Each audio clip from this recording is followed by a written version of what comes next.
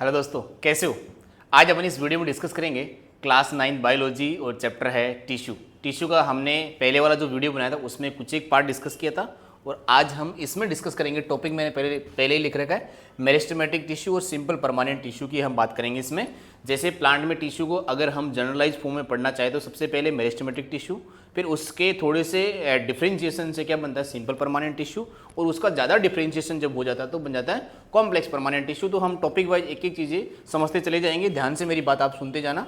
हमने यहाँ पे दो टॉपिक लिए, मेरिस्टेमेटिक टिश्यू और सिंपल परमानेंट टिश्यू, एक एक करके जानते हैं। चलो यहाँ पे बेटा देखो, यहाँ पे हम बात करेंगे पहले मेरिस्टेमेटिक टिश्यू। तो मेरिस्टेमेटिक टिश्यू आप ध्यान से सुनते हो। यहाँ पे मेरिस्टेमेटिक टिश्यू का मतलब क्या है? मेरिस्टेम का मतलब ही डिवीजन की कैपेसिटी है, कि किसी भी सेल में अगर डिवीजन की कैपेसिटी है और वो बहुत सारी सेल साथ में आ जाती है तो वो टिश्यू बन जाता है। क्योंकि टिश्यू की डेफिनेशन में हमने पढ़ा क्या कि सिमिलर टाइप की सेल और थोड़ी सी डिफरेंट शेप की सेल भी हो सकती है, लेकिन वो काम क्या करती है, एक फिक्स काम करने लग जाती है, एक पर्टिकुलर फंक्शन परफॉर्म करने लग जाती है, उसे अपन टिश्यू बोलते हैं।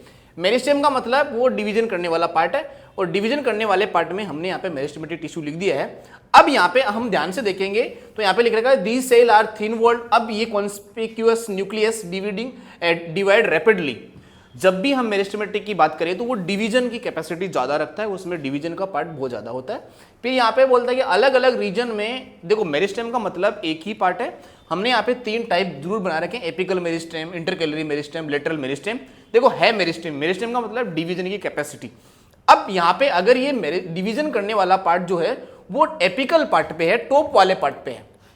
टॉप वाले पार्ट का मतलब, टॉप वाले पार्ट का मतलब बेटा यहाँ पे है कि जैसे यहाँ पे जो पार्ट है, ये वाला जो एपिकल वाला पार्ट है, तो हम यहाँ पे बोल दें कि ऊपर वाले पार्ट में सेल डिवीजन चल रहा है। फिर बोलना है कि इंटरकैलरी मतलब नोड वाले रीजन के आसपास में अगर डिवीजन चल रहा है तो बोलते हैं इंटरकैलरी मेरिस्टेम।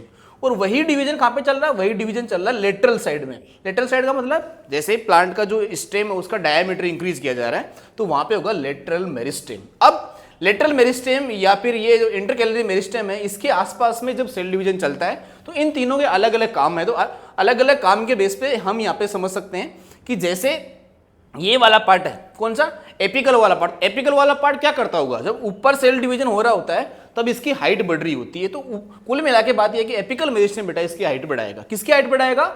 इस प्लांट की हाइट बढ़ाएगा। तो जहां पे भी एपिकल मेरिस्टेम जहां पे भी होगा वो उसकी लेंथ इंक्रीज करने में हेल्प करेगा। दूसरी बात, इंटरकैलरी मेरिस्टेम क्या करेगा? क्योंकि तो बीच में आ गया, बीच में आने वाले पार्ट में जब भी सेल डिवीजन होगी तो सेल वहां पे तो रुकेगी नहीं, सेल कहीं ना कहीं बाहर एक्सपोज होगी। और जो एक्सपोज होती हुई सेल है, जो इस स्टेम से जो बाहर निकलता है, वो पार्ट आगे चल के क्या बना देता है? वो पार्ट बेटा आगे चल के ब्रांच जनरेट कर देता है, ब्रांच क्रिएट कर देता है। उसके बाद में आते हैं लेटरल पार्ट में। लेटरल पार्ट का मतलब ऐसे डायमीटर, जैसे पेरीफेरी वाले जोन में जो भी डिवाइडिंग सेल है वो उसका डायमीटर इंक्रीज करेगी, तो कुल मिलाकर उसे अपन सेकेंडरी ग्रोथ बोलते हैं। तो जब भी ऐसे सेल डिवीजन करती है तो सेकेंडरी ग्रोथ होती है, ऊपर सेल डिवीजन कर रही है तो वो प्राइमरी ग्रोथ, मतलब उसमें हम लेंथ की बात करते हैं।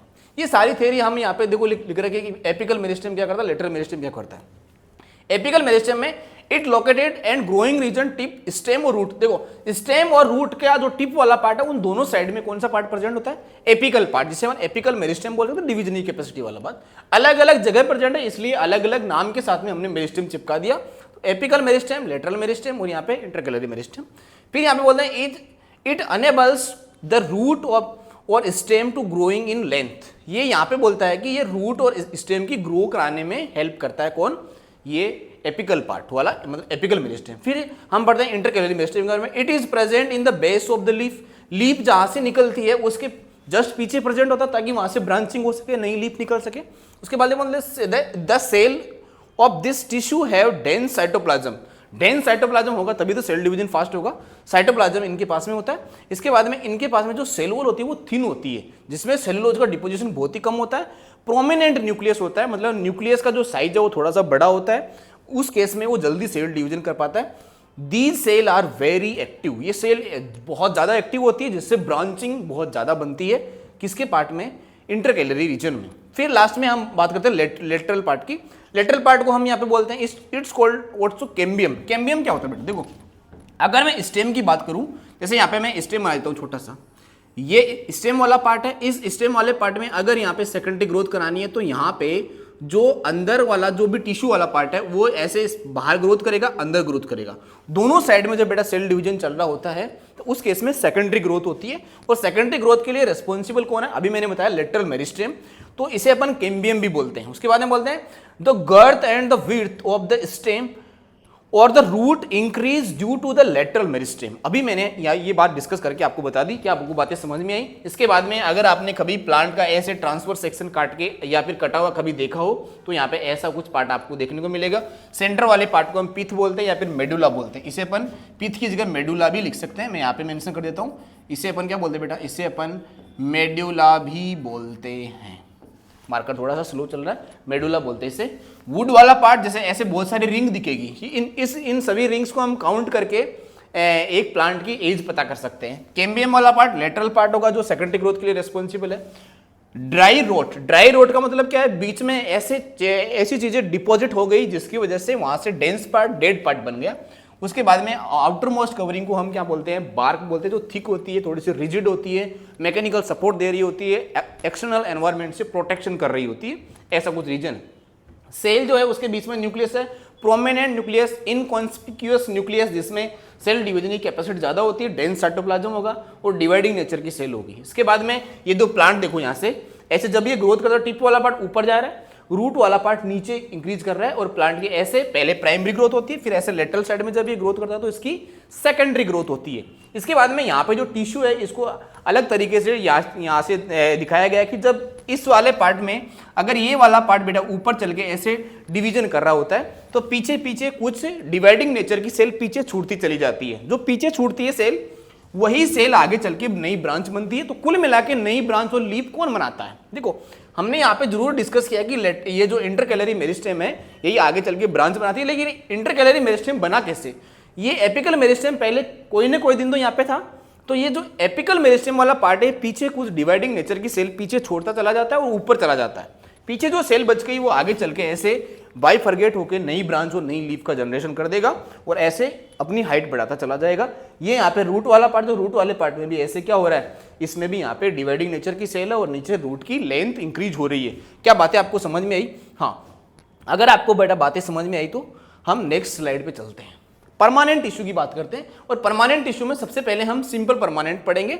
अब यहाँ पे हमने परमानेंट टिश्यू दोनों के बारे में डिस्कस कर रखा है, फ्लो चार्ट बना रखा है, लेकिन ध्यान से देखो, the cell of this process taking a permanent shape, size and function is called differentiation.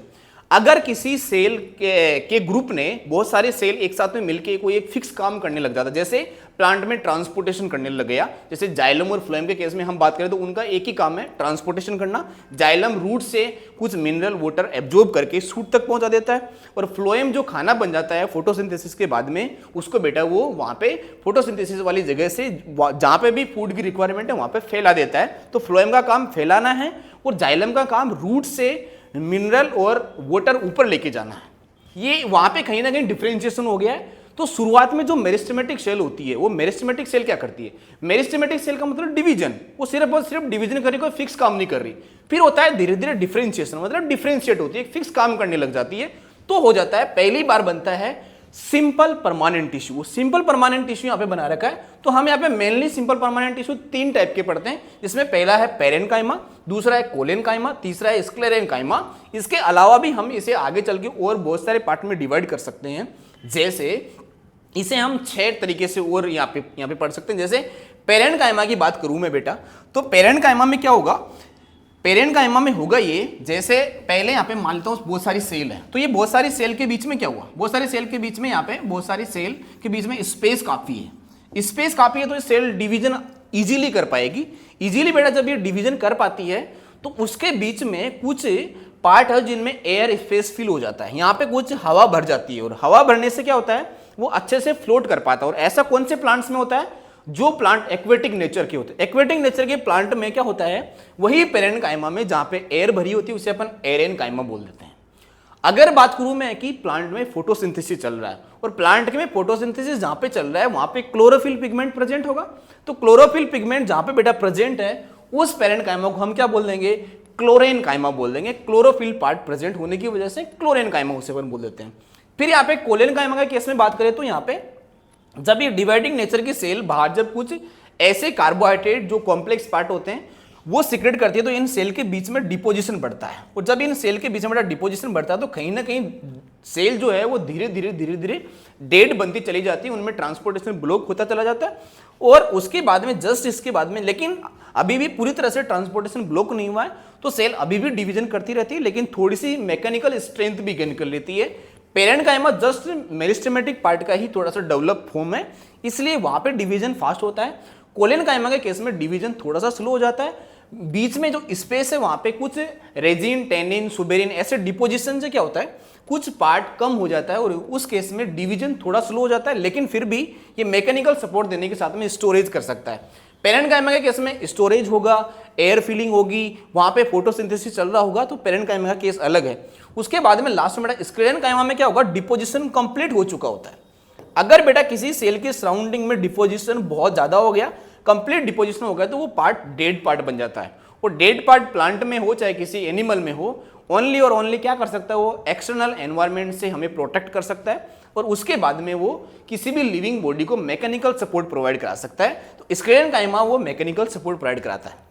इसके बाद में हम यहाँ पे बोलते हैं कि सरफेस टिश्यू जो होते हैं, सरफेस टिश्यू मतलब वही पार्ट जो स्क्लेरन काइमा जो आउटर मोस्ट कवरिंग में आ गए हैं, जो एक्सटर्नल एनवायरनमेंट से एक ऑर्गेनिज्म को या एक प्लांट को एक्सटर्नल एनवायरनमेंट से प्रोटेक्ट कर लेता है, चाहे वो टेम्परेचर हो, चाहे वो पैथोजन हो जो उस प्लांट में पर्टिकुलर कोई भी डिजीज क्रिएट करता हो। तो एक एक करके हम इनको बेटा पढ़ सकते हैं।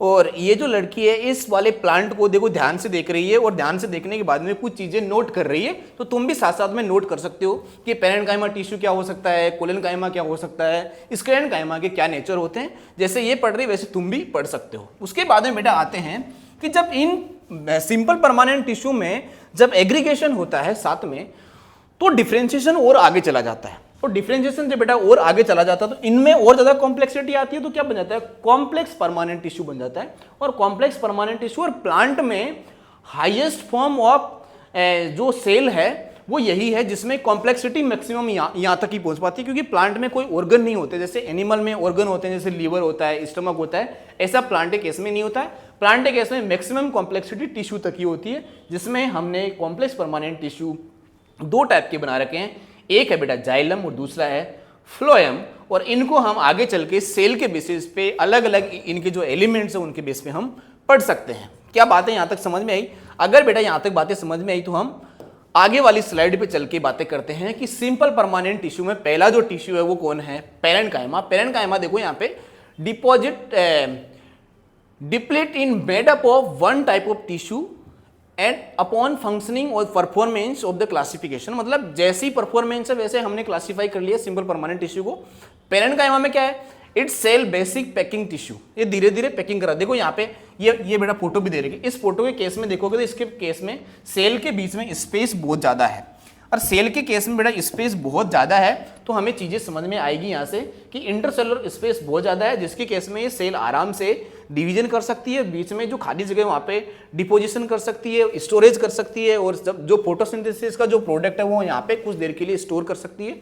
इसके साथ में इनके बीच में खाली जगह है तो ये खूब सारा सेल डिवीजन भी फास्ट कर सकती है। इनके केस में जो यहाँ पे न्यूक्लियस है, तो ये सब वाले पार्ट क्या है, ये सब न्यूक्लियस है, जो मैंने यहाँ पे ब्लू कलर से दिखा रखा है। इस डायग्राम में जो ब्लू कलर है वो न्यूक्लियस है, जिसमें क्या होता है सेल डिवीजन फास्ट हो जाता है। प्लांट सेल के केस में आपने देखा ही होगा कि न्यूक्लियस सेंटर में नहीं होता, न्यूक्लियस बेटा साइड में होता है।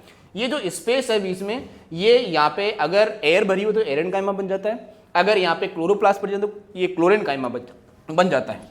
इसके बाद में बोलते हैं कि इसमें और क्या क्या प्रॉपर्टी होती है, तो यहाँ पे आप ध्यान से पढ़ सकते हो, जो मैंने बोला वही लिखा हुआ है।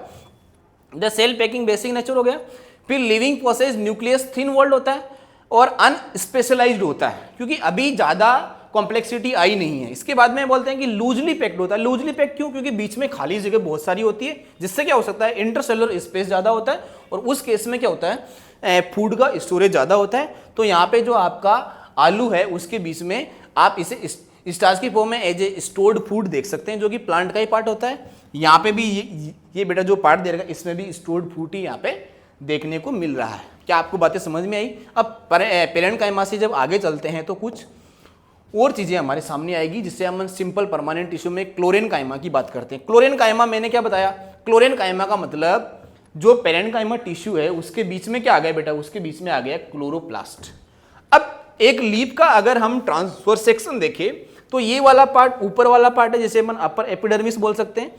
10th क्लास में पढ़ोगे भी आपकी ऐसा ही प्लांट का डाइकोट लीफ का ट्रांसफर सेक्शन दे रखा, जिसमें ये ऊपर वाली पार्ट है, जैसे एक लीफ, जैसे मेरा ये हाथ लीफ है, इस हाथ को यहाँ से काटेंगे ऐसे, तो ये वाला पार्ट को मैं ऐसे सामने से जब बेटा देखूंगा और इसे मैं जूम करूंगा तो जूम करने के बाद की बात है ये ऊपर वाला पार्ट, ये नीचे वाला पार्ट, ये बीच में सेल्स भरी हुई है और सेल्स में क्या क्या भरा हुआ है।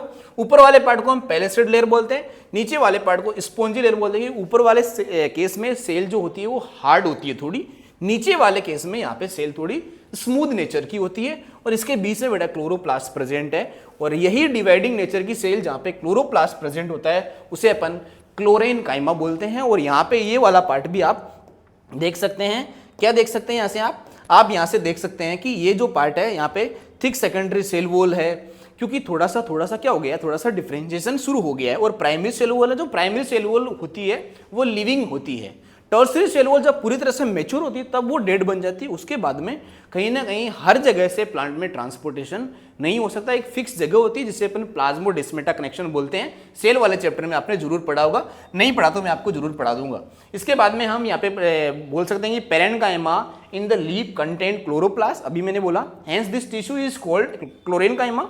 It perform the function of photosynthesis, ये फोटोसिंथेसिस में हेल्प करेगा। फोटोसिंथेसिस में हेल्प क्लोरोफिल पिगमेंट करता है और क्लोरोफिल पिगमेंट बेटा करता क्या है, वो जो भी सनलाइट होती है उसको ट्रैप करने का काम करता है और ग्रीन कलर प्रोवाइड करता है।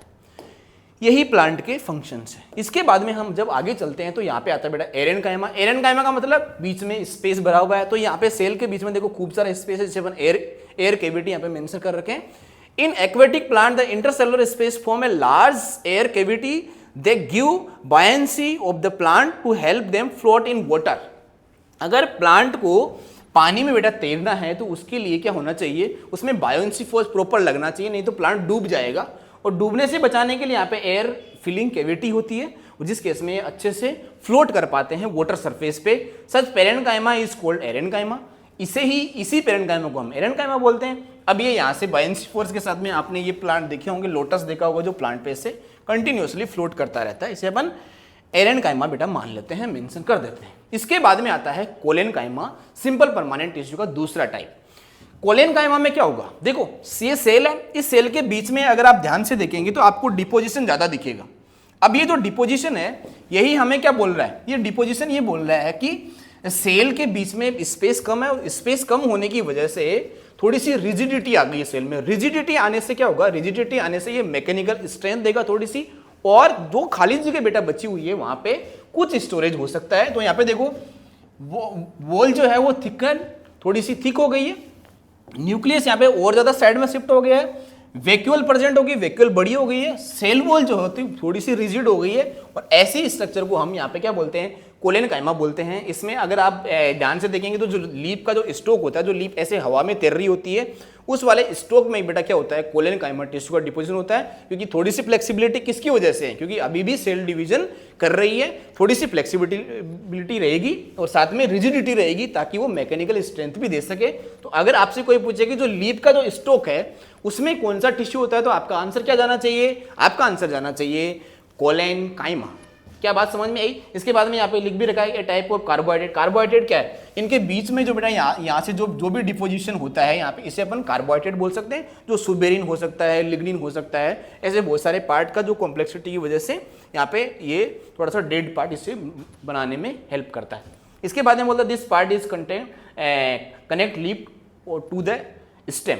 इसके बाद में आउटर लेयर है, आउटर लेयर मतलब स्टेम को हम ऐसे ट्रांसवर्सली वर्टिकली थोड़ा सा कट करेंगे तो हमें बहुत सारी लेयर दिखाई देगी, जिसमें आउटर लेयर होगी, फिर थोड़ी सी मिडिल लेयर होगी, जाइलम फ्लोएम भी यहाँ पे आपको देखने को मिल सकता है, जो कि आगे वाली स्लाइड में हमें देखने को मिलेगा।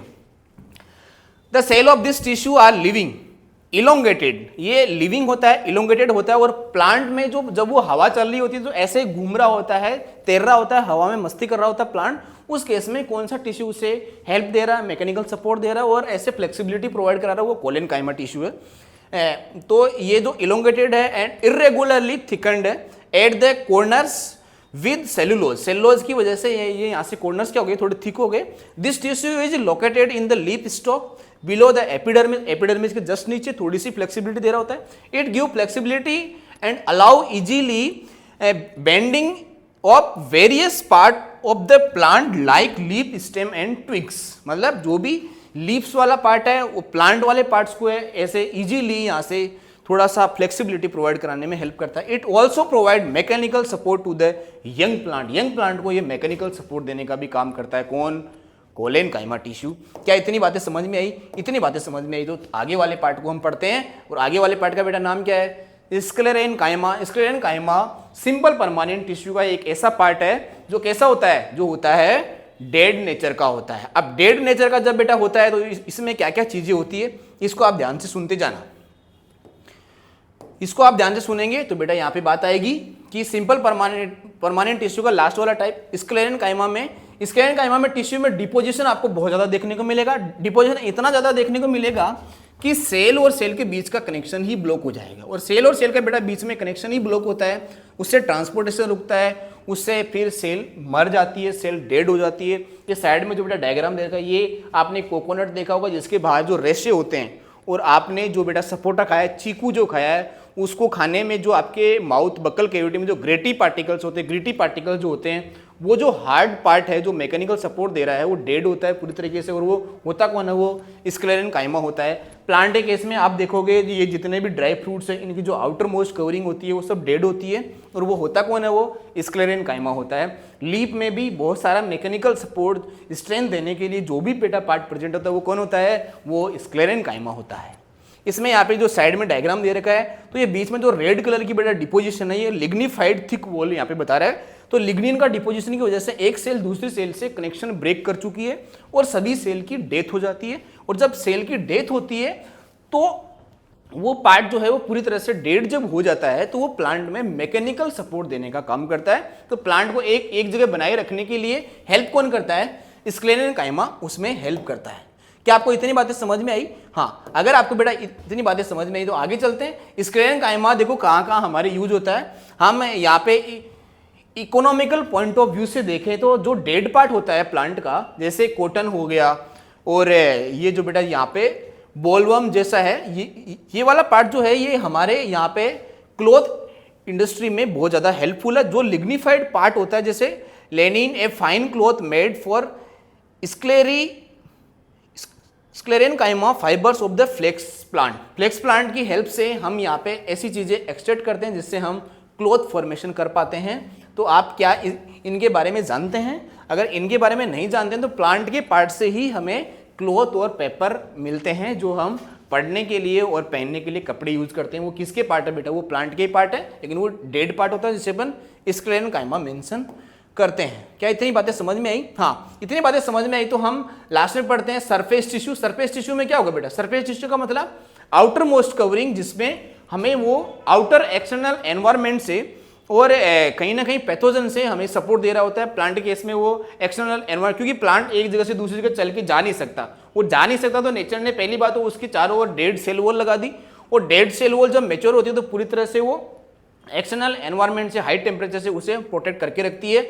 The entire surface of the plant consist a single layer of the cell called surface tissue of epidermis. Epidermis का ये आउटर मोस्ट पार्ट होता है। स्पेस बिटवीन द सेल के बीच में थोड़ा स्पेस भी होता है जिसमें कई बार ऐसे प्लांट का स्टेम जो है वेंटिलेशन प्रॉपर कर पाता है। उसके बाद में most of the epidermal cell are the relatively flat होती है ताकि वो अच्छे से आउटर सरफेस को कवर कर सके।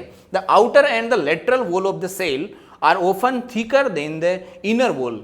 आउटर वॉल जो थोड़ी थिक होती है, इनर वॉल थोड़ी थिन होती है। The cell form a continuous sheet without irregular intercellular space. It protects all part of the plant. क्या ये सारी थ्योरी पढ़ने के बाद में आपको चीजें समझ में आई? अगर समझ में आई तो आगे बढ़ते हैं। और आगे बढ़ने के बाद में सरफेस टिश्यू में आपने प्लांट को अगर लाइव देखना है तो ऐसे आपने प्लांट देखे होंगे जिसमें ये जो आउटर मोस्ट कवरिंग है जो थोड़ी सी स्मूथ होती है और वहाँ पे कहीं ना कहीं एक्सटर्नल एनवायरनमेंट से सपोर्ट देने के लिए आपके सरफेस टिश्यू जो होते हैं वो डेड पार्ट होते हैं, वो कहीं ना कहीं स्क्लेरेनकाइमा का ही पार्ट होता है, लेकिन उसके ऊपर भी सिक्रीशन होता है। और वो जो वैक्सी क्यूटिकल बनती है जिसमें वैक्स जैसा कुछ पार्ट होता है जो सनलाइट से कहीं ना कहीं प्रोटेक्शन देता है, क्योंकि अगर सन से आने वाली जितनी भी लाइट बेटा प्लांट की लीफ में अगर अंदर पेनिट्रेट कर गई उस केस में क्या हो सकता है, प्लांट बॉडी का टेम्परेचर बढ़ जाएगा, और प्लांट बॉडी का ज़्यादा टेम्परेचर बढ़ जाएगा तो कहीं ना कहीं सेल की डेथ हो जाएगी, और सेल की डेथ होने के साथ में प्लांट की भी डेथ हो सकती है। उस केस में देखो सरफेस टिश्यू इसकी हेल्प करता है कि किस तरीके से ट्रांसपीरेशन से थिक वॉल जो यहाँ पे बना रखी है ट्रांसपीरेशन में, और उसमें ज़्यादा वाटर लॉस होने की वजह से उसे प्रोटेक्ट करके रख देता है। आगे चल के स्टोमेटा का भी नाम आएगा, उसमें भी हम पढ़ेंगे। तो in some plant growing is very dry habitat like cactus, the epidermis में be thicker to prevent water loss. Water loss को यहाँ से प्रिवेंट करती है, वो बाहर वाली लेयर बेटा क्या हो जाती है, थिक हो जाती है, जिससे वो स्टोमेटा वो अंदर धंस जाते हैं, जिससे अपन संकन स्टोमेटा बोल सकते हैं। Epidermal cell of the aerial part are the plant often secrete waxy water resistant layer on their outer surface. इसके बाद में दे रखा this layer help to protection against the loss of water, mechanical injury and the invasion of the parasitic fungi, मतलब भारी pathogen से protection देने का काम करता है। ऐसे ही यहाँ पे बेटा सरफेस वाला टिश्यू है जो यहाँ पे स्टोमेटा देगा। स्टोमेटा की देखो क्लोजिंग ओपनिंग कैसे होती है, यहाँ पे आप देख सकते हैं ध्यान से। ये वाटर लॉस जो बेटा होता है, ये यहाँ से गार्ड सेल से वाटर बाहर निकलता है। कैसे बाहर निकलता है मैं थोड़ा सा आपको बता देता हूँ कि यहाँ से वाटर जो लॉस है वो कैसे होता होगा। तो ये वाली गार्ड सेल है जिसमें फोटोसिंथेसिस से बहुत सारा शुगर बन जाता है, और वो शुगर यहाँ पे ज़्यादा कंसंट्रेशन जब बढ़ा जाता है तो ये सब्सिडरी सेल से यहाँ से वाटर खींच लेता है, और वाटर खींच लेता है तो ये स्वेल अप हो जाता है, तो ये दूर जाता है। तो ये जो स्टोमेटल पोर है बेटा, ये थोड़ा बड़ा हो जाता है, जिसे अपन बोलते हैं स्टोमेटा की ओपनिंग। और जब यहाँ से ये जो शुगर वाले पार्टिकल्स पास वाली सेल में चल के जाते हैं, तो यहाँ पे जब कंसंट्रेशन बढ़ती है तो ये वाटर जो अंदर गया था इस वाटर को वापस बाहर खींच लेते हैं, और जब इस वाटर को बेटा ये वापस बाहर खींचते हैं तो ये गार्ड सेल श्रिंक हो जाती है, और गार्ड सेल जब श्रिंक होती है तो स्टोमेटा की क्या हो जाती है, क्लोजिंग हो जाती है। क्या आपको बातें समझ में आई? देखो यहाँ पे भी लिख रखा है कि जो स्टोमेटल पार्ट है उसमें से क्या क्या चीजें एक्सचेंज हो सकती है। इसका जूम किया हुआ पार्ट है, वाटर लॉस कैसे हो रहा होता है। Carbon dioxide enter while water and oxygen exit through a leaf of stomata. तो यहाँ पे देखो CO2 एंटर कर रही है, क्योंकि फोटोसिंथेसिस में CO2 चाहिए होती है, और यहाँ पे वाटर लॉस ट्रांसपीरेशन हो रहा है। ऑक्सीजन जो आप इनहेल करते हैं वो यहाँ से स्टोमेटा से ही आउटर मोस्ट पार्ट में रिलीज होती है। In order of exchange gas with the atmosphere, epidermis has minute opening called stomata, जो यहाँ पे दिखा रखा है। The stomata are enclose by the two epidermal kidney shape cell. Kidney shape cell यहाँ पे दिख ही रही है तुम्हें, called guard cell. Guard cell जो होती है वो कभी पास में आती है कभी दूर जाती है, वो वाटर की एंट्री पे और एग्जिट पे डिपेंड होता है बेटा।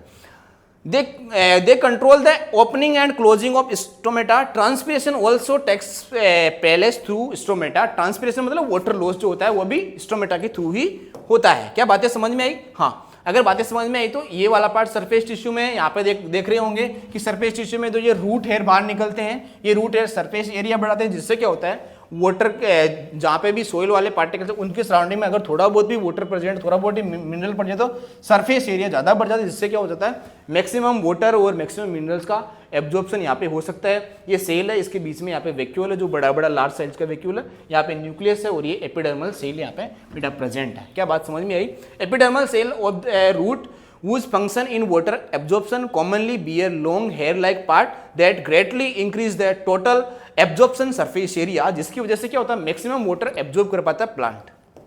ओके, अब लास्ट में चलते बेटा सरफेस टिश्यू। सरफेस टिश्यू के केस में यहाँ पे बात कर सकते हैं कि देखो ये वाला पार्ट जो है surface tissue which does not permit, अगर बाहर बहुत हार्ड कवरिंग बन गई तो वो कहीं ना कहीं वाटर लॉस को मतलब वाटर को आने जाने से प्रिवेंट करता है। यहाँ पे देखो surface this form is the several layer thick cork and bark of the tissue. देखो आपने प्लांट को अगर बाहर से कभी देखा हो तो बहुत ही हार्ड पार्ट होता है, जिसे अपन बार्क बोलते हैं, छाल बोलते हैं उसे अपन। Cell of the cork are dead and are compactly arrange without intercellular space. तो आउटर मोस्ट कवरिंग होती है, जिसके केस में हम बोल सकते हैं वो पूरी तरह से डेड होता है, वो कहीं ना कहीं किसी भी पार्ट को अंदर जाने से प्रिवेंट करता है, क्योंकि वो बिना इंटरसेलुलर स्पेस के प्रेजेंट होता है।